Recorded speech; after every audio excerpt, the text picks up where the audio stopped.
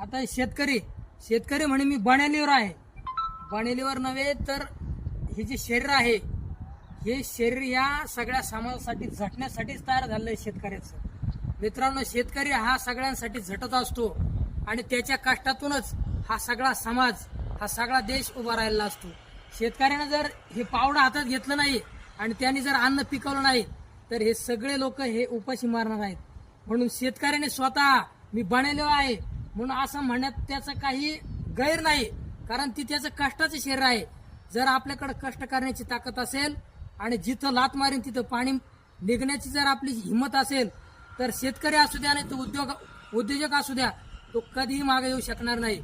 तर आपल्यामध्ये ही वेगळी ताकद आहे ती या जगाने ओळखलेली आहे. म्हणून शेतकऱ्याशिवाय जगाचं पाणी हलू शकत नाही. म्हणून या ठिकाणी जय जवान जय जवान